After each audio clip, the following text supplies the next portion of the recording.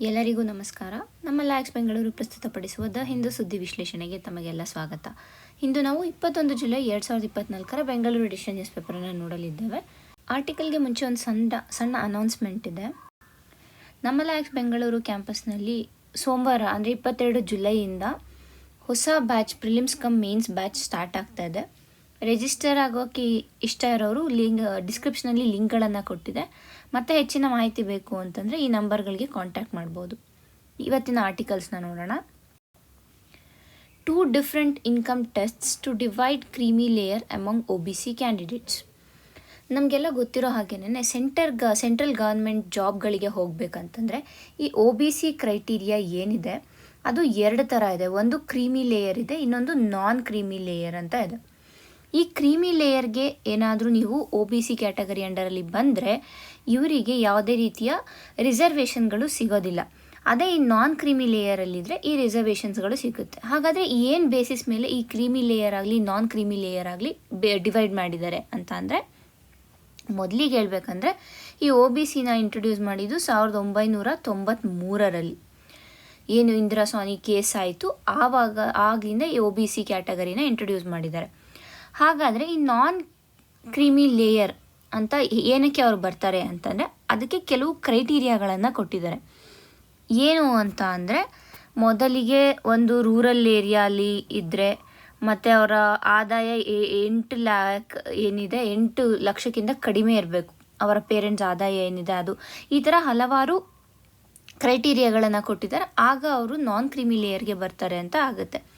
ಇದರ ಜೊತೆಗೆ ಈ ಕ್ರೀಮಿ ಲೇಯರ್ ಏನಿದೆ ಅಲ್ವಾ, ಇದಕ್ಕೆ ಯಾರ್ಯಾರು ಬರೋದಿಲ್ಲ ಅಂತಂದರೆ, ಯಾರಾದರೂ ಈ ಸೆಂಟ್ರಲ್ ಗವರ್ನಮೆಂಟಲ್ಲಿ ಇಲ್ಲ ಸ್ಟೇಟ್ ಗವರ್ನಮೆಂಟಲ್ಲಿ ಕೆಲಸಕ್ಕಿದೆ ಅವರ ತಂದೆ ತಾಯಿಗಳು, ಅವರಿಗೆ ಸಿಗೋದಿಲ್ಲ. ಮತ್ತು ಈ ಆರ್ಮ್ಡ್ ಫೋರ್ಸಸ್ಸಲ್ಲಿ ಇದ್ದರೆ ಅವ್ರಿಗೂ ಸಿಗೋದಿಲ್ಲ. ಹಾಗೆ ಈ ಸೀನಿಯರ್ ಪೊಸಿಷನ್ಸಲ್ಲಿದ್ದರೆ ಯಾವ್ದಾದ್ರು ಗೌರ್ಮೆಂಟ್ ಜಾಬ್ಸಲ್ಲಿ ಅವ್ರಿಗೂ ಸಿಗೋದಿಲ್ಲ. ಮತ್ತು ಅವರ ಇನ್ಕಮ್ 8 ಲಕ್ಷಕ್ಕಿಂತ ಹೆಚ್ಚಿದ್ರೂ ಕೂಡ ಅವ್ರಿಗೆ ಈ OBC ರಿಸರ್ವೇಷನ್ನಿಂದ ಅದು ಸಿಗೋದಿಲ್ಲ.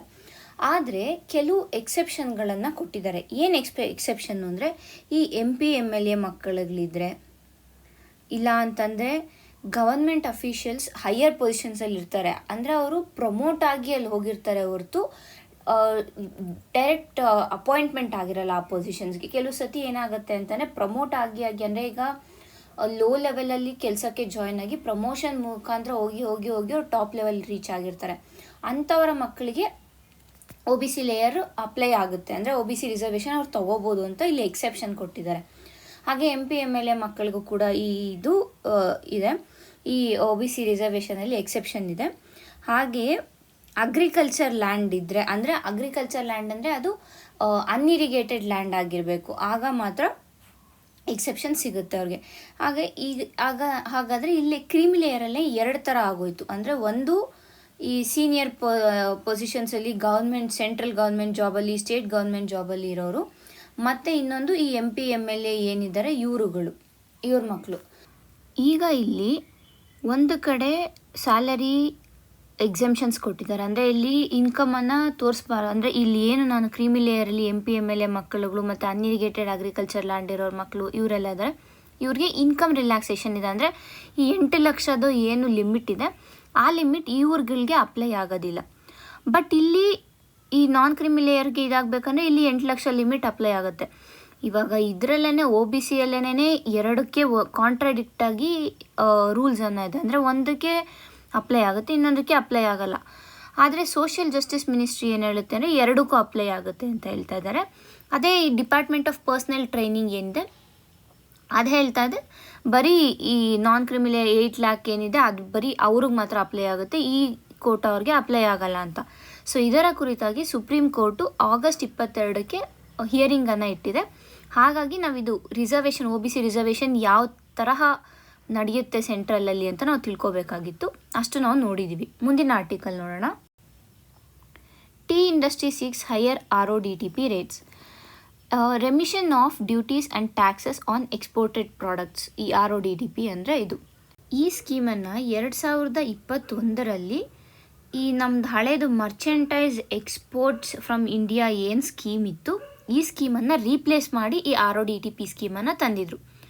ಏನು ಈ RODTP ಸ್ಕೀಮ್ ಮಾಡುತ್ತೆ ಅಂತ ಅಂದರೆ, ಈ ಎಕ್ಸ್ಪೋರ್ಟರ್ಸ್ ಏನಿರ್ತಾರೆ, ಅಂದರೆ ಈ ರಫ್ತು ಯಾರು ಮಾಡ್ತಾ ಇರ್ತಾರೆ, ಅವರು ಏನೇನು ಟ್ಯಾಕ್ಸಸ್ಗಳನ್ನು ಡ್ಯೂಟೀಸ್ಗಳನ್ನು ಕಟ್ತಾ ಇರ್ತಾರೆ ಅದನ್ನು ಎಲ್ಲಾನು, ಅಂದರೆ ಟೋಟಲಾಗಿ ಏನು ಕಟ್ಟಿರ್ತಾರೆ ಅದನ್ನು ವಾಪಸ್ ಕೊಡ್ತಾರೆ ಅವ್ರಿಗೆ. ಎಕ್ಸ್ಪೋರ್ಟ್ ಆದಮೇಲೆ ಅದನ್ನ ವಾಪಸ್ ಕೊಡ್ತಾರೆ. ಅದು RODTP ಸ್ಕೀಮ್. ಏನಕ್ಕೆ ಇದನ್ನು ಮಾಡಿದ್ದಾರೆ ಅಂತ ಅಂದರೆ ಎಕ್ಸ್ಪೋರ್ಟ್ಸನ್ನು ಇನ್ಕ್ರೀಸ್ ಮಾಡೋದಕ್ಕೆ. ಈಗ ಎಷ್ಟೊಂದು ಜನ ಏನಕ್ಕೆ ಎಕ್ಸ್ಪೋರ್ಟ್ಸ್ ಮಾಡಲ್ಲ ಅಂದರೆ ಹೆವಿ ಡ್ಯೂಟೀಸ್ ಇರುತ್ತೆ. ಅಂದರೆ ಎಕ್ಸ್ಪೋರ್ಟ್ ಮಾಡೋ ಪ್ರಾಡಕ್ಟ್ಸ್ ಮೇಲೆ ಯಾವ ದೇಶಕ್ಕೆ ಎಕ್ಸ್ಪೋರ್ಟ್ ಮಾಡ್ತಾಯಿದ್ದೀವಿ, ಏನು ಪ್ರಾಡಕ್ಟ್ ಎಕ್ಸ್ಪೋರ್ಟ್ ಮಾಡ್ತಾಯಿದ್ದೀವಿ ಅನ್ನೋದ್ರ ಮೇಲೆ ಆ ಟ್ಯಾಕ್ಸಸ್ಗಳನ್ನು ಡಿಸೈಡ್ ಮಾಡಿರ್ತಾರೆ. ಯಾವಾಗ ಟ್ಯಾಕ್ಸಸ್ ಜಾಸ್ತಿ ಆಗ್ತಾ ಇರುತ್ತೆ ಈ ಎಕ್ಸ್ಪೋರ್ಟ್ ಮಾಡೋರು ಕಡಿಮೆ ಮಾಡ್ತಾರೆ. ಹಾಗಾಗಿ ಗ್ಲೋಬಲ್ ಎಕಾನಮಿಯಲ್ಲಿ ಇಂಡಿಯಾದು ಏನು ಕಾಂಟ್ರಿಬ್ಯೂಷನ್ ಇರುತ್ತೆ ಅದು ಕಡಿಮೆ ಆಗಿಬಿಡುತ್ತೆ. ಅದನ್ನು ತಡೆಯೋದಕ್ಕೋಸ್ಕರ ಈ RODTP ಸ್ಕೀಮನ್ನು ಇಂಟ್ರೊಡ್ಯೂಸ್ ಮಾಡಿದ್ರು. ಇದರಲ್ಲಿ ಹೇಳ್ದಂಗೆನೇ ಎಕ್ಸ್ಪೋರ್ಟರ್ಗೆ ಎಲ್ಲ ಫುಲ್ ಟೋಟಲಾಗಿ ಏನೇನು ಟ್ಯಾಕ್ಸಸ್ ಅವರು ಡ್ಯೂಟೀಸಿಗೆ ಕಟ್ಟಿರ್ತಾರೆ ಅದನ್ನೆಲ್ಲ ವಾಪಸ್ಸು ಗವರ್ಮೆಂಟ್ ಅವ್ರಿಗೆ ವಾಪಸ್ ಕೊಡುತ್ತೆ. ಈಗ ಇದನ್ನು ಟೀ ಇಂಡಸ್ಟ್ರಿ ಇನ್ನೂ ಹೆಚ್ಚು ಮಾಡಬೇಕು ಅಂತ ಕೇಳ್ತಾ ಇದೆ. ಹಾಗಾಗಿ ಇದನ್ನು ನ್ಯೂಸಲ್ಲಿ ಬಂದಿದೆ. ಹಾಗಾದರೆ ಇಲ್ಲಿ ಈ MES ಬದಲು RODTPನ ಏನಕ್ಕೆ ಇಂಟ್ರೊಡ್ಯೂಸ್ ಮಾಡಿದ್ರು ಅಂತಂದರೆ ಈ merchandise exports from India scheme ಏನಿತ್ತು ಇದನ್ನು WTO ತಪ್ಪು ಅಂತ ಹೇಳಿತ್ತು. ಅಂದರೆ ಇದರಲ್ಲಿ ಹೆಚ್ಚಿನ ಸಬ್ಸಿಡಿ ಕೊಡ್ತಾ ಇದ್ದಾರೆ ಅಂತ ಹೇಳಿತ್ತು. ಇವಾಗ ನಮಗೆ ಗೊತ್ತಿರೋ ಹಾಗೆ WTO ಅಲ್ಲಿ 3 ಬಾಕ್ಸ್ಗಳಿವೆ. ಒಂದು ಗ್ರೀನ್ ಬಾಕ್ಸ್, ಒಂದು ಬ್ಲೂ ಬಾಕ್ಸ್, ಒಂದು ಆಂಬರ್ ಬಾಕ್ಸ್. ಗ್ರೀನ್ ಬಾಕ್ಸ್ ಅಂತಂದರೆ ಯಾವ ಸಪೋರ್ಟ್ ಬರುತ್ತೆ ಅಂದರೆ ಇವಾಗ ಒಂದು ಕಂಟ್ರಿ ತನ್ನ ರೈತನಿಗೆ ಡೊಮೆಸ್ಟಿಕ್ ಸಪೋರ್ಟ್ ಕೊಡ್ತಾ ಇದೆ, ಅಂದರೆ ಎಕ್ಸ್ಪೋರ್ಟ್ಸ್ ಇನ್ಕ್ರೀಸ್ ಮಾಡೋಕ್ಕೆ ಸಪೋರ್ಟ್ ಕೊಡ್ತಾ ಇದೆ ಅಂತ ಅಂದರೆ ಅದು ಟ್ರೇಡಲ್ಲಿ ಯಾವುದೇ ರೀತಿಯ ಒಂದು ಡಿಸ್ಟಾರ್ಷನ್ಸ್ ಅಂದರೆ ಏನೋ ಒಂದು ಅಡೆತಡೆಗಳನ್ನು ತರಬಾರ್ದು. ಆ ಪ್ರಾಡಕ್ಟ್ಗೆ ಕೊಡ್ತಾ ಇರೋ ಸಬ್ಸಿಡಿಯಿಂದ ಯಾವುದೇ ರೀತಿಯ ಒಂದು ಅಡೆತಡೆಗಳಾಗಬಾರ್ದು ಮತ್ತು ಇತರ ಕಂಟ್ರಿಗಳಿಗೆ ಆಗಲಿ ಇತರ ರೈತರಿಗಳಿಗೆ ಆಗಲಿ ಅದರಿಂದ ನಷ್ಟ ಆಗದೆ ಇರೋ ಥರ ನಡ್ಸ್ಕೊಂಡು ಹೋಗೋ ಸಬ್ಸಿಡೀಸ್ ಏನಿರ್ತವೆ ಅದನ್ನು ಗ್ರೀನ್ ಬಾಕ್ಸ್ ಸಬ್ಸಿಡೀಸ್ ಅಂತ ನಾವು ಕರಿತೀವಿ. ಮತ್ತು ಇನ್ನು ಆಂಬರ್ ಬಾಕ್ಸ್ ಅಂತ ಬಂದರೆ ಇದು ಟ್ರೇಡ್ ಡಿಸ್ಟಾರ್ಟ್ ಮಾಡುತ್ತೆ. ಅಂದರೆ ಈ ರೀತಿಯ ಸಬ್ಸಿಡಿಗಳನ್ನು ಕೊಡೋದ್ರಿಂದ ಇತರ ದೇಶಗಳಿಗೆ, ಅಂದರೆ ಇತರ ದೇಶದಲ್ಲಿನ ರೈತರಿಗಿರ್ಬೋದು ಇಲ್ಲ ಇತರ ದೇಶದಲ್ಲಿರೋ ಪ್ರಾಡಕ್ಟ್ಸ್ ಇರ್ಬೋದು ಅದಕ್ಕೆ ಹರ್ಟ್ ಆಗುತ್ತೆ, ಅಂದರೆ ಅವುಗಳ ಬೆಲೆ ಕಡಿಮೆ ಆಗುತ್ತೆ ಇದರಿಂದ ಅಂತ ಯಾವುದು ಅನಿಸುತ್ತೆ ಅದನ್ನು ಆಂಬರ್ ಬಾಕ್ಸ್ಗೆ ಹಾಕಿದ್ದೀವಿ. ಈ ಬ್ಲೂ ಬಾಕ್ಸ್ ಅಂತಂದರೆ ಈ ಆಂಬರ್ ಬಾಕ್ಸ್ ಥರನೇ, ಬಟ್ ಇನ್ನಷ್ಟು ಕೆಲವು ಕಂಡೀಷನ್ಸ್ಗಳಿರ್ತವೆ ಅಷ್ಟೇನೆ. ಈ ಮರ್ಚೆಂಟೈಸ್ ಎಕ್ಸ್ಪೋರ್ಟ್ಸ್ ಇಂಡಿಯಾ ಸ್ಕೀಮ್ ಏನಿತ್ತು ಈ ಸ್ಕೀಮ್ ಬಂದು ಈ ಆಂಬರ್ ಬಾಕ್ಸ್ ಸ್ಕೀಮ್ಗೆ ಬರ್ತಾಯಿತ್ತು. ಅಂದರೆ ಅದರಿಂದ ಟ್ರೇಡ್ ಏನಿದೆ ಟ್ರೇಡ್ ಹಾಳಾಗ್ತಾ ಇತ್ತು, ಸರಿಯಾದ ರೀತಿಯಲ್ಲಿ ಟ್ರೇಡನ್ನು ಮಾಡೋಕ್ಕಾಗ್ತಾ ಇರಲಿಲ್ಲ ಅಂತ WTO ಹೇಳಿದ್ದರಿಂದ, ಅಂದರೆ ಆ ಸ್ಕೀಮನ್ನು ವಾಪಸ್ ತಗೋಬೇಕು ಅಂತ ಭಾರತ ಸರ್ಕಾರಕ್ಕೆ WTO ಹೇಳಿತ್ತು. ಹಾಗಾಗಿ ಭಾರತ ಸರ್ಕಾರ ಏನು ಮಾಡಿದೆ, ಈ ಸ್ಕೀಮನ್ನು ತೆಗೆದು ಈ ಸ್ಕೀಮಿಗೆ ಬದಲಾಗಿ RODTP ಸ್ಕೀಮನ್ನು ಇಂಟ್ರೊಡ್ಯೂಸ್ ಮಾಡ್ತು. ಎರಡರಲ್ಲೂ ಸರಿಸುಮಾರು ಸೇಮ್ ಪ್ರಾವಿಷನ್ಸೇ ಇದೆ, ಬಟ್ ಅಂದ್ರೂ WTO ಇದನ್ನು ಆಕ್ಸೆಪ್ಟ್ ಮಾಡಿರಲಿಲ್ಲ, ಬಟ್ RODTP ಸರಿ ಅಂತ ಹೇಳಿದೆ ಇವಾಗ ಸದ್ಯಕ್ಕೆ. ಇಷ್ಟು ನಮಗೆ ಈ ಆರ್ಟಿಕಲ್ನಲ್ಲಿ ಬೇಕು. ನಾವು ಹೆಚ್ಚಾಗಿ ಗಮನ ಈ WTO ಬಾಕ್ಸಸ್ ಏನಿದೆ green box, blue box, amber box ಇವುಗಳ ಮೇಲೆ ಸ್ವಲ್ಪ ಹೆಚ್ಚಿನ ಗಮನ ವಹಿಸಿದ್ರೆ ಒಳ್ಳೆಯದು ಅಂತ ನಾನು ಹೇಳ್ತೀನಿ. ಮುಂದಿನ ಆರ್ಟಿಕಲ್ ನೋಡೋಣ. What is the gender gap in education? ಇತ್ತೀಚೆಗಷ್ಟೇ ವರ್ಲ್ಡ್ ಎಕನಾಮಿಕ್ ಫೋರಮ್ ಏನಿದೆ ಅದು ಗ್ಲೋಬಲ್ ಜೆಂಡರ್ ಗ್ಯಾಪ್ ಇಂಡೆಕ್ಸ್ ಅಂತ ಒಂದು ಇಂಡೆಕ್ಸ್ ಏನು ರಿಲೀಸ್ ಮಾಡುತ್ತೆ ಅದನ್ನು ರಿಲೀಸ್ ಮಾಡಿದೆ. ಇದರ ಪ್ರಕಾರ ಭಾರತ 129ನೇ ಸ್ಥಾನ ಪಡೆದಿದೆ 146 ದೇಶಗಳಲ್ಲಿ. ಅಂದರೆ ನಾವೇ ನೋಡ್ಬೋದು ಎಷ್ಟು ಭಾರತ ಹಿಂದೆ ಇದೆ ಅಂತ. ಈ ಜೆಂಡರ್ ಗ್ಯಾಪ್ ಇಂಡೆಕ್ಸಲ್ಲಿ 4 ಡೈಮೆನ್ಷನ್ಸ್ನ ತಗೊಂಡು ಜೆಂಡರ್ ಗ್ಯಾಪನ್ನು ಅಳಿತಾರೆ.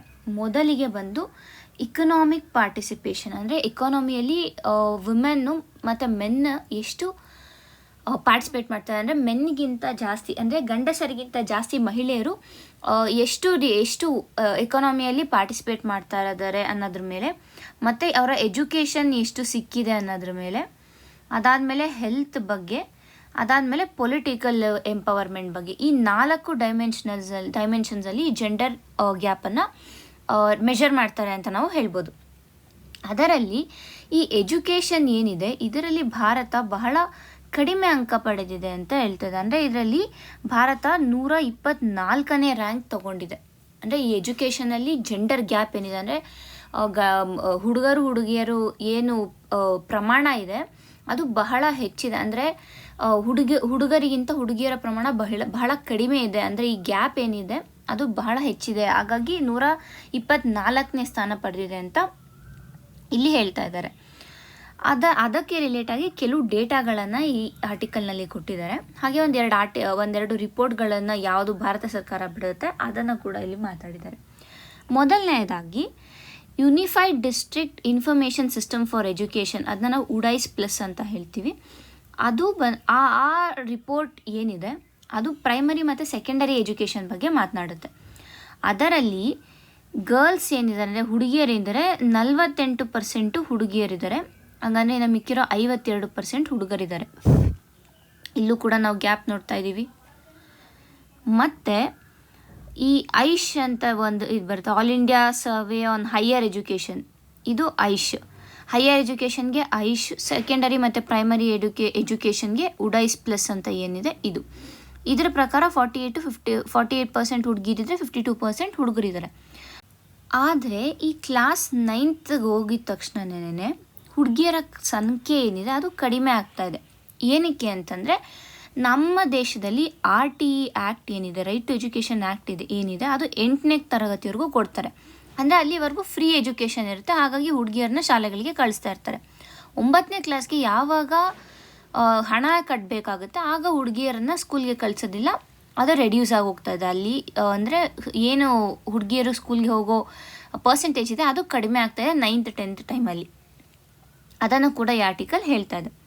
ಮತ್ತು ಈ ಐಶ್ ರಿಪೋರ್ಟ್ ಏನು ಹೇಳ್ತಾ ಇದೆ ಅಂತಂದರೆ ಹೈಯರ್ ಎಜುಕೇಷನಲ್ಲಿ ಅಂದರೆ ಹೈಯರ್ ಎಜುಕೇಷನ್ ಅಂದರೆ ಇವಾಗ degree, PhD level, masters degree ಈ ಲೆವೆಲಲ್ಲಿ ಏನಿದೆ ಅಂದರೆ ಈ 18ಇಂದ 23 ಒಳಗಡೆ ಏನು ಎಜುಕೇಷನ್ ಸಿಗುತ್ತೆ, ಗ್ರ್ಯಾಜುಯೇಷನ್ ಇರ್ಬೋದು, PUC ಇರ್ಬೋದು, ಇವುಗಳಲ್ಲಿ ಗ್ರಾಸ್ ಎನ್ರೋಲ್ಮೆಂಟ್ ರೇಷಿಯೋ ಏನಿದೆ ಇದು ಇನ್ಕ್ರೀಸ್ ಆಗಿದೆ. ಅಂದರೆ ಕಳೆದ ವರ್ಷಕ್ಕಿಂತ ಈ ವರ್ಷ ಇನ್ಕ್ರೀಸ್ ಆಗಿದೆ, ಅಂದರೆ ಸ್ಲೈಟ್ ಇನ್ಕ್ರೀಸ್ ಅಷ್ಟೇ. ಹೋದ ವರ್ಷ 28.3% ಇದ್ದಿದ್ದು ಈ ಸತಿ 28.5% ಆಗಿದೆ ಅಷ್ಟೇನೇ, ಬಟ್ ಇನ್ಕ್ರೀಸ್ ಆಗಿದೆ ಅಂತ ಹೇಳ್ತಾ ಇದ್ದಾರೆ.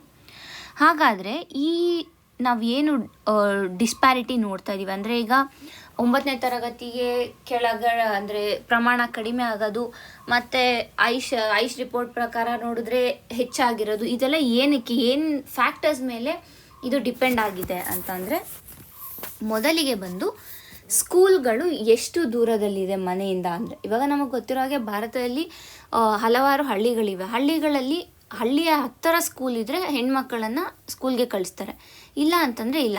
ಹಾಗಾಗಿ ಅವ್ರ ಸರೌಂಡಿಂಗ್ 1 ಕಿಲೋಮೀಟರ್ ಒಳಗಡೆ ಇದ್ದರೆ, ಅಂದರೆ ಅವ್ರ ಊರಿಂದ 1 ಕಿಲೋಮೀಟರ್ ಒಳಗಡೆ ಇದ್ದರೆ ಅವ್ರನ್ನ ಸ್ಕೂಲ್ಗೆ ಕಳಿಸ್ತಾರೆ, ಇಲ್ಲ ಅಂತಂದರೆ ಇಲ್ಲ. ಇದು ಮೊದಲನೇ ಫ್ಯಾಕ್ಟರ್. ಎರಡನೇ ಫ್ಯಾಕ್ಟರ್ ಏನು ಬಂದು ಅಂದರೆ ಸ್ಕೂಲಲ್ಲಿ ಮಹಿಳಾ ಟೀಚರ್ಸ್ ಇರಬೇಕು. ಆಗ ಏನಾಗುತ್ತೆ ಅಂತಂದರೆ ಪೇರೆಂಟ್ಸ್ಗೆ ಒಂದು ನಂಬಿಕೆ ಇರುತ್ತೆ ಅವ್ರ ಮಕ್ಕಳು ಸೇಫಾಗಿರ್ತಾರೆ ಅಂತ. ಹಾಗಾಗಿ ಮಹಿಳಾ ಟೀಚರ್ಸ್ ಇದ್ದರೂ ಕೂಡ ಆ ಸ್ಕೂಲ್ಗಳಲ್ಲಿ ಹುಡುಗಿಯರ ಎನ್ರೋಲ್ಮೆಂಟ್ ಏನಿದೆ ಅದನ್ನು ನಾವು ಹೆಚ್ಚು ಕಾಣ್ಬೋದು ಅಂತ ಹೇಳ್ತಾ ಇದ್ದಾರೆ. ಮೂರನೇ ಅಂಶ ಬಂದು ಟ್ರಾನ್ಸ್ಪೋರ್ಟ್. ಅಂದರೆ ಅವ್ರು ಯಾವಾಗ ಹೋಗಿ ಬರಬೇಕು ಅಂತ ಅಂದರೆ ಸರಿಯಾದ ಸೌಕರ್ಯಗಳಿರಬೇಕು, ಬಸ್ಗಳಿರ್ಬೋದು, ಇಲ್ಲ ಅಂತಂದರೆ ಹೋಗಿ ಬರೋಕ್ಕೆ ಆಟೋಗಳಿರ್ಬೋದು, ಇಲ್ಲ ಸೈಕಲ್ ಇರ್ಬೋದು, ಏನೋ ಒಂದು ಇರಬೇಕು. ಇದರ ನಿಟ್ಟಿನಲ್ಲಿ ಈ ಸ್ಟೇಟ್ ಗವರ್ನಮೆಂಟ್ಸ್ ಏನು ಮಾಡ್ತಿದೆ, ಇವಾಗ ಹರಿಯಾಣ ಇರ್ಬೋದು, ಪಂಜಾಬ್ ಇರ್ಬೋದು, ತಮಿಳ್ನಾಡು ಇರ್ಬೋದು, ಅವರು ಸ್ಕೂಲ್ ಫ್ರೀ ಪಾಸಸ್ನ ಸ್ಕೂಲ್ ಹುಡುಗಿರಿಗೆ ಕೊಡ್ತಾ ಇದ್ದಾರೆ. ಇನ್ನು ಕೆಲವು ಕಡೆ ಬಿಹಾರಲ್ಲೆಲ್ಲ ಏನು ಮಾಡಿದ್ದಾರೆ ಅಂತಂದರೆ ಸೈಕಲ್ಗಳನ್ನು ಕೊಟ್ಟಿದ್ದಾರೆ. ಈ ಥರ ಮಾಡೋದ್ರಿಂದ ಆ ಟ್ರಾನ್ಸ್ಪೋರ್ಟ್ ಅಂದರೆ ಅವ್ರಿಗೆ ಆ ಟ್ರಾನ್ಸ್ಪೋರ್ಟ್ ಮೇಲೂ ಖರ್ಚು ಮಾಡಬೇಕು ಅನ್ನೋದು ಬರೋಲ್ಲ ಪೇರೆಂಟ್ಸ್ಗೆ, ಹಾಗಾಗಿ ಸ್ಕೂಲ್ಗೆ ಕಳಿಸ್ತಾರೆ ಅಂತ ಹೇಳ್ತಾರೆ. ಮತ್ತು ಇನ್ನೊಂದು ವಿಷಯ ಏನು ಅಂದರೆ ಸ್ಯಾನಿಟೇಷನ್. ಎಷ್ಟೋ ಕಡೆ ನಾವು ನೋಡಿದ್ದೀವಿ ಸರಿಯಾದ ಬಾತ್ರೂಮ್ಗಳಿರೋದಿಲ್ಲ ಹುಡುಗಿಯರಿಗೆ ಯೂಸ್ ಮಾಡೋದಕ್ಕೆ, ಹಾಗಾಗಿ ಇದು ಒಂದು ಫ್ಯಾಕ್ಟರ್ ಆಗುತ್ತೆ ಅವ್ರನ್ನ ಸ್ಕೂಲ್ಗೆ ಕಳಿಸ್ದೇ ಇರೋದಕ್ಕೆ. ಹಾಗಾಗಿ ನೆಕ್ಸ್ಟ್ ಏನು ಮಾಡಬೇಕು, ಈ 4 ಫ್ಯಾಕ್ಟರ್ನ ಫಸ್ಟು ಅಡ್ರೆಸ್ ಮಾಡಬೇಕು. ಈ 4 ಫ್ಯಾಕ್ಟರ್ಗಳನ್ನು ನಾವು ಸರಿಯಾಗಿ ಈ 4 ಫ್ಯಾಕ್ಟರ್ಸ್ಗಳಿಗೆ ಸೊಲ್ಯೂಷನ್ಸ್ ಕಂಡುಕೊಂಡಲ್ಲಿ ಮತ್ತಷ್ಟು ಹೆಚ್ಚಿನ ಪ್ರಮಾಣದಲ್ಲಿ ಹುಡುಗಿಯರು ಸ್ಕೂಲ್ಗಳಿಗೆ ಎನ್ರೋಲ್ ಆಗ್ತಾರೆ ಅಂತ ಹೇಳ್ಬೋದಾಗುತ್ತೆ. ಇವುಗಳೆಲ್ಲದರ ಜೊತೆಗೆ ಅಡಲ್ಟ್ ಲಿಟರಸಿ ಕೂಡ ಇರಬೇಕು. ಏಕೆಂದರೆ ಇವಾಗ ಸದ್ಯಕ್ಕೆ ಸುಮಾರು 64-65% ಹೆಣ್ಮಕ್ಳು ಅಂದರೆ ಮಹಿಳೆಯರು ಮಾತ್ರನೇ ಓದೋಕ್ಕೆ ಬರೆಯೋಕ್ಕೆ ಬರ್ತದೆ. ಅಂದರೆ ನೀವೇ ಅರ್ಥ ಮಾಡ್ಕೋಬೋದು, ಇನ್ನು 35%ರಷ್ಟು ಇಲ್ಲಿಟರೇಟ್ ಅನಕ್ಷರಸ್ಥ ಮಹಿಳೆಯರಿದ್ದಾರೆ.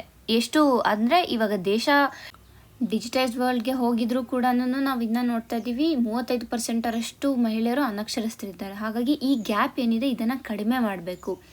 ಹಳ್ಳಿಯಲ್ಲಿರೋ ಮಹಿಳೆಯರಿಗೂ ಕೂಡ ವಿದ್ಯಾಭ್ಯಾಸ ದೊರಕಿಸ್ಬೇಕು. ಹಾಗೆಯೇ ನಮ್ಮ ಫೌಂಡೇಶನ್ ಎಜುಕೇಷನ್ ಏನಿದೆ, ಅಂದರೆ ಈ ಬೇಸಿಕ್ ಎಜುಕೇಷನ್, ಈ ಫಸ್ಟ್ ಸ್ಟ್ಯಾಂಡರ್ಡ್, LKG UKG ಇವುಗಳನ್ನು ಸ್ಟ್ರೆಂಥನ್ ಮಾಡಬೇಕು ಅಂತ ಈ ಆರ್ಟಿಕಲ್ನಲ್ಲಿ ಹೇಳ್ತಾ ಇದ್ದಾರೆ.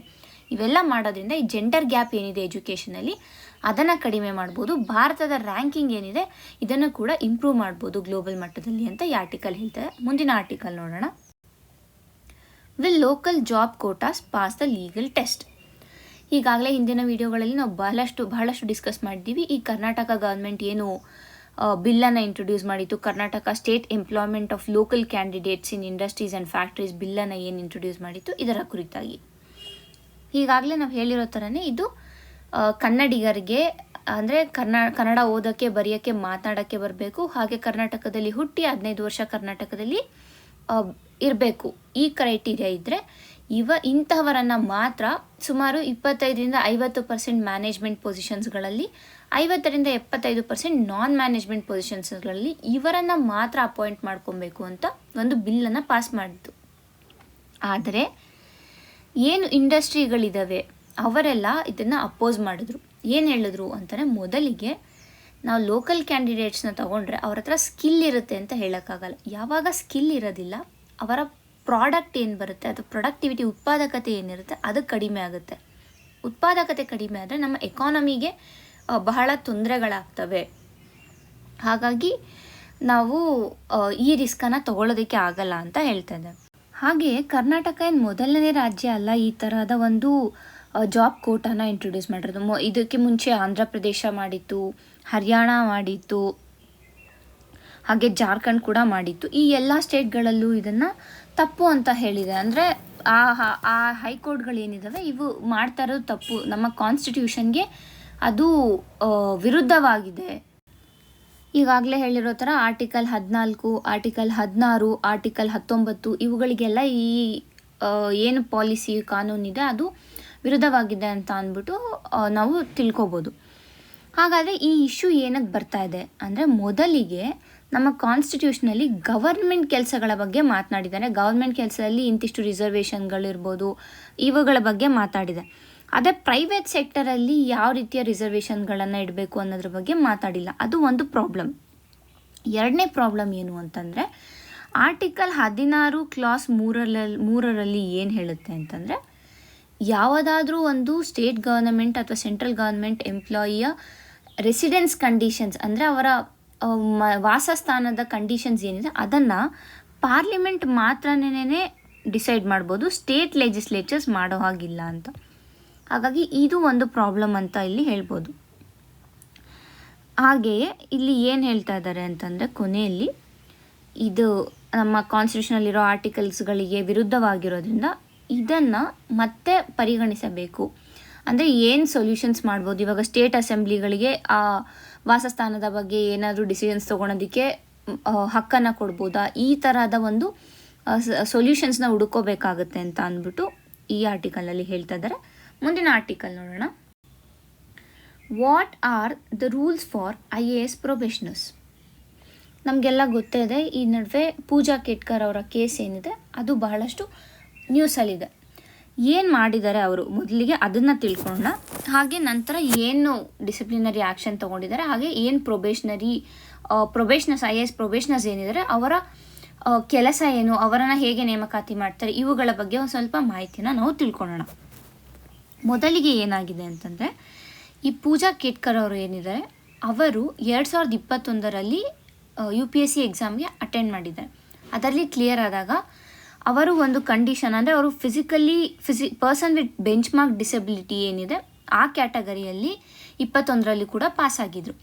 ಆದರೆ ಅಲ್ಲಿ ಅವರು ಮೆಡಿಕಲ್ ಎಕ್ಸಾಮಿನೇಷನ್ಸ್ಗೆ ಹೋಗೋದಿಲ್ಲ, ಹಾಗೆ ಆ ಅಟೆಂಪ್ಟ್ನ ವೇಸ್ಟ್ ಮಾಡಿ ಮತ್ತೆ 2022ರಲ್ಲಿ ಮತ್ತೆ ಅಟೆಂಡ್ ಆಗ್ತಾರೆ. 2022ರಲ್ಲಿ ಕೂಡ ಅವರು ಪರ್ಸನ್ಸ್ ವಿತ್ ಬೆಂಚ್ ಮಾರ್ಕ್ ಡಿಸಬಿಲಿಟಿನೇ ತಗೋತಾರೆ. ಆದರೆ ಅಲ್ಲಿ ಕ್ಯಾಟಗರಿ ಏನು ಬರುತ್ತೆ, ಅವರು ವಿಜುವಲಿ ಇಂಪೇರ್ಡ್ ಮತ್ತು ಹಿಯರಿಂಗ್ ಲಾಸ್ ಕೊಡ್ತಾರೆ. 2021ರ ಅಟೆಂಪ್ಟಲ್ಲಿ ಅವ್ರು ತೊಗೊಂಡಿದ್ದು visual impaired and mental illness ಅನ್ನೋ ಕ್ಯಾಟಗರಿನ ತೊಗೊಂಡಿರ್ತಾರೆ. ಅದಕ್ಕೆ ಸರಿಯಾದ ಸರ್ಟಿಫಿಕೇಟ್ಸ್ ಕೊಡೋದಕ್ಕೆ ಆಗದಿರ ಅವ್ರು ಏನು ಮಾಡ್ತಾರೆ, ಆ ಅಟೆಂಪ್ಟನ್ನ ವೇಸ್ಟ್ ಮಾಡಿ 2022ರಲ್ಲಿ ಅಟೆಂಪ್ಟಲ್ಲಿ visually impaired and hearing loss ಅಂತ ಕೊಟ್ಬಿಟ್ಟು ಕ್ಲಿಯರ್ ಮಾಡ್ತಾರೆ. ಹಾಗೆ ಏನು ಇವಾಗ ಏನಾಗುತ್ತೆ ಅಂತಂದರೆ ನಮ್ಮದು ಇಂಟರ್ವ್ಯೂ ಆದಮೇಲೆ UPSC ಮೆಡಿಕಲ್ ಎಕ್ಸಾಮಿನೇಷನ್ಸ್ಗೆ ಕಳಿಸ್ತಾರೆ. ಅಂದರೆ ಕೆಲವು ಗವರ್ನಮೆಂಟ್ ಹಾಸ್ಪಿಟಲ್ಸ್ನ ಡಿಸಿಗ್ನೇಟ್ ಮಾಡಿರ್ತಾರೆ, ನಾವು ಅಲ್ಲಿ ಹೋಗಿ ಮೆಡಿಕಲ್ ಸರ್ಟಿಫಿಕೇಟ್ಗಳನ್ನ ಅಂದರೆ ಮೆಡಿಕಲ್ ಚೆಕಪ್ ಮಾಡಿಸ್ಕೊಂಡು ಸರ್ಟಿಫಿಕೇಟ್ಗಳನ್ನ ತೊಗೋಬೇಕಾಗತ್ತೆ. ಅದೇ persons with bench mark disability ಇರೋರು ಏನು ಮಾಡ್ತಾರೆ, ಅವ್ರನ್ನ ಏಮ್ಸ್ಗೆ ಕಳಿಸ್ತಾರೆ, ಅಲ್ಲಿ ಅವರ ಚೆಕಪ್ಗಳು ನಡೆಯುತ್ತೆ. ಆದರೆ ಈ ಪೂಜಾ ಕೇಟ್ಕರ್ ಅವ್ರು ಏನು ಮಾಡಿದ್ದಾರೆ ಅಂತಂದರೆ, ಅವರು ಏನು ಏಮ್ಸ್ ಚೆಕಪ್ ಮಾಡುತ್ತೆ ಅಲ್ಲಿಗೆ ಹೋಗೇ ಇಲ್ಲ. ಹಲವಾರು ಬಾರಿ ಕರೆದ್ರೂ ಕೂಡ ಅವರು ಏನೋ ಒಂದು ಕಾರಣಗಳನ್ನು ಹೇಳಿ ಅದನ್ನು ಮುಂದೂಡ್ತಾ ಬಂದು ಮತ್ತು ಅವರೇ ಒಂದು ಮೆಡಿಕಲ್ ಸರ್ಟಿಫಿಕೇಟ್ನ ತೊಗೊಂಡೋಗಿ ಪ್ರೊಡ್ಯೂಸ್ ಮಾಡಿದ್ದಾರೆ. ಇದರ ಜೊತೆಗೆ ಅವ್ರ ಪರ್ಮಿಸಬಲ್ ಲಿಮಿಟ್ ಏನಿತ್ತು, ಅವ್ರ ಕ್ಯಾಟಗರಿಗೆ ಏನು ಲಿಮಿಟ್ ಇರ್ತಾಯಿತ್ತು ಅದನ್ನು ಮೀರಿ ಅಟೆಂಪ್ಟ್ಸನ್ನು ಕೊಟ್ಟಿದ್ದಾರೆ ಮೊದಲನೇದಾಗಿ. ಅದ್ರ ಜೊತೆಗೆ ಅವ್ರ ಅಪ್ಪ ಅಮ್ಮ ಹೆಸರು, ಅವರ ಹೆಸರು, ಅವರ ಫೋಟೋ ಎಲ್ಲನೂ ಕೂಡ ತಪ್ಪು ಕೊಟ್ಟಿದ್ದಾರೆ ಅಂತ ಅಂದ್ಬಿಟ್ಟು ಕೂಡ ಇಲ್ಲಿ ಬಂದಿದೆ. ಇವರ ತಂದೆ ಏನಿದ್ದಾರೆ ಅವರು ಕೂಡ ಒಬ್ಬರು ರಿಟೈರ್ಡ್ ಸಿವಿಲ್ ಸರ್ವೆಂಟ್ ಆಗಿದ್ದಾರೆ. ಹಾಗೆ ರೀಸೆಂಟಾಗಿ ಏನು ಮಹಾರಾಷ್ಟ್ರ ಎಲೆಕ್ಷನ್ಸ್ ನಡೀತು ಅದರಲ್ಲಿ ಕೂಡ ಅವರು ಕ್ಯಾಂಡಿಡೇಟ್ ಆಗಿದ್ದರು, ಅಂದರೆ ಅದರಲ್ಲೂ ಕೂಡ ಅವರು ಭಾಗವಹಿಸಿದರು. ಈ ರೀತಿಯಾಗಿರೋ ಎಲ್ಲ ತಪ್ಪುಗಳನ್ನು ಅವರು ಮಾಡ್ಕೊಂಬಂದಿದ್ದಾರೆ. ಹಾಗಾದರೆ UPSC ಏನು ಮಾಡುತ್ತೆ ಅಂತ ಅಂದರೆ, ಮೊದಲಿಗೆ ಏನು ಎಕ್ಸಾಮಿನೇಷನ್ ಇಂಟರ್ವ್ಯೂ ಆದಮೇಲೆ ಏನು ಮೆಡಿಕಲ್ ಎಕ್ಸಾಮಿನೇಷನ್ ಮಾಡುತ್ತೆ ಅದು ಸರ್ಟಿಫಿಕೇಟ್ ಎಲ್ಲ ಬಂದ ಮೇಲೆ ಇವ್ರನ್ನ ಕೋಟಾಗಳ ಮೇಲೆ ಅಪಾಯಿಂಟ್ ಮಾಡ್ತಾರೆ. ಹಾಗೆ ಪ್ರೊಬೇಷನರಿ ಪೀರಿಯಡ್ ಅಂತ 2 ರಿಂದ 4 ವರ್ಷ ಪ್ರೊಬೇಷನರಿ ಪೀರಿಯಡ್ ಅಂತ ಇರುತ್ತೆ. ಈ ಪ್ರೊಬೇಷನರಿ ಪೀರಿಯಡಲ್ಲಿ ಏನಾಗುತ್ತೆ ಅಂತಂದರೆ, ಅವರು ಗ್ರೌಂಡ್ ಲೆವೆಲಲ್ಲಿ ಜನರ ಜೊತೆ ಸಂಪರ್ಕನ ಬೆಳೆಸ್ಕೊಂಡು ಅಲ್ಲಿ ಹೇಗೆ ಸಾಲ್ವ್ ಮಾಡಬೇಕು ಅನ್ನೋದನ್ನ ಕಲಿತಾರೆ. ಅಂದರೆ ನಾವು ಆ 1 ವರ್ಷ ಏನು ಮಸೂರಿಲಿ ಟ್ರೈನಿಂಗ್ ನಡೆಯುತ್ತೆ ಅಲ್ಲಿ ನಾವು ಎಲ್ಲ ಥಿಯರಿಟಿಕಲಾಗಿ ಓದ್ಕೊಂಡು ಬಂದಿರ್ತೀವಿ, ಅದನ್ನು ಪ್ರೊಬೇಷನರಿ ಪೀರಿಯಡಲ್ಲಿ ಪ್ರಾಕ್ಟಿಕಲಾಗಿ ಇಂಪ್ಲಿಮೆಂಟ್ ಮಾಡುವಂಥ ಟೈಮ್ ಇರುತ್ತೆ ಅದು. ಹಾಗಾಗಿ ಇದು ಒಂದೊಂದು ಕ್ಯಾಂಡಿಡೇಟ್ಗೆ ಒಂದೊಂದು ಥರ ವೇರಿ ಆಗುತ್ತೆ. ಕೆಲವರು 2 ವರ್ಷ ಆಗಿದ ತಕ್ಷಣನೇ ಏನು ಎಕ್ಸಾಮ್ ಮಾಡುತ್ತೆ DOPT ಅದರಲ್ಲಿ ಪಾಸಾಗಿ ಡೈರೆಕ್ಟ್ ಜಾಬ್ಗೆ ಹೋಗ್ತಾರೆ. ಇನ್ನು ಕೆಲವರು ಏನಾಗುತ್ತೆ ಸ್ವಲ್ಪ ಟೈಮ್ ತೊಗೋತಾರೆ. ಸೊ 2 ರಿಂದ 4 ವರ್ಷದ ಒಳಗಡೆ ಈ ಪ್ರೊಬೇಷನರಿ ಪೀರಿಯಡ್ ಇರುತ್ತೆ. ಇದರಲ್ಲಿ ಪ್ರೊಬೇಷನರಿ ಪೀರಿಯಡ್ ಆದಮೇಲೆ ಏನು ಎಕ್ಸಾಮ್ ಆಗುತ್ತೆ ಅದರಲ್ಲಿ ಉತ್ತೀರ್ಣರಾದರೆ ಮಾತ್ರನೇ ನಮಗೆ IAS ಏನು ಜಾಬ್ ಇದೆ ಅದು ಸೆಕ್ಯೂರ್ ಅಂತ ಹೇಳ್ಬೋದು. ಹಾಗಾಗಿ ಪ್ರೊಬೇಷನರಿ ಪೀರಿಯಡ್ ಏನಿದೆ ಇದು ಕೇವಲ ಟೆಂಪರರಿ ಪೀರಿಯಡ್ ಅಷ್ಟೇ. ಅದು ನಮ್ಮ ಕ್ಯಾಂಡಿಡೇಚರ್ನ ಚೆಕ್ ಮಾಡೋದು, ಅಂದರೆ ನಾವು ಆ ಕೆಲಸಕ್ಕೆ ಯೋಗ್ಯರ ಅರ್ಹರ ಇಲ್ವಾ ಅಂತ ಚೆಕ್ ಮಾಡೋದು ಈ ಪ್ರೊಬೇಷನರಿ ಪೀರಿಯಡ್ ಆಗಿರುತ್ತೆ. ಹಾಗಾಗಿ ಪ್ರೊಬೇಷನರಿ ಪೀರಿಯಡಲ್ಲಿ ಅಕಸ್ಮಾತ್ ಏನಾದ್ರು ನಾವು ತಪ್ಪು ಮಾಡಿದ್ರೆ ಆಗ DOPT department of personal training ಏನಿದೆ ಮತ್ತು ಯೂನಿಯನ್ ಗವರ್ಮೆಂಟ್ ಏನಿದೆ ಅದು ನಮ್ಮನ್ನು ಕೆಲಸದಿಂದ ತೆಗೆದು ಹಾಕಬಹುದು. ಈಗ ಪೂಜಾ ಕೇಟ್ಕರ್ ಕೇಸಲ್ಲಿ ಕೂಡ ಇದೇ ಆಗಿರೋದು. ಅಂದರೆ ಅವ್ರ ಮೇಲೆ ಡಿಸಿಪ್ಲಿನರಿ ಆ್ಯಕ್ಷನ್ ತಗೋತಾ ಇದ್ದಾರೆ. ಹಾಗಾಗಿ ಅವ್ರನ್ನ ಏನು ಡ್ಯೂಟಿ ಇತ್ತು ಅದರಿಂದ ಡಿಸ್ಚಾರ್ಜ್ ಮಾಡಿದ್ದಾರೆ. ಈಗ ಅದು ಮುಂದೆ ಈಗ ಆಲ್ರೆಡಿ ಅವ್ರನ್ನ ಬೇರೆ ಎಕ್ಸಾಮ್ಸ್ ತೊಗೊಳೋದ್ರಿಂದ ಡಿಬಾರ್ ಮಾಡಿದ್ದಾರೆ. ಪೋಸ್ಟನ್ನು ಕೂಡ ಅವರಿಂದ ಕಿತ್ಕೊಳ್ಳೋ ಸಾಧ್ಯತೆಗಳೆಲ್ಲನೂ ಇದೆ. ಇದಿಷ್ಟು ಈ ದಿನದ ಆರ್ಟಿಕಲ್ಗಳಾಗಿವೆ. ಧನ್ಯವಾದಗಳು.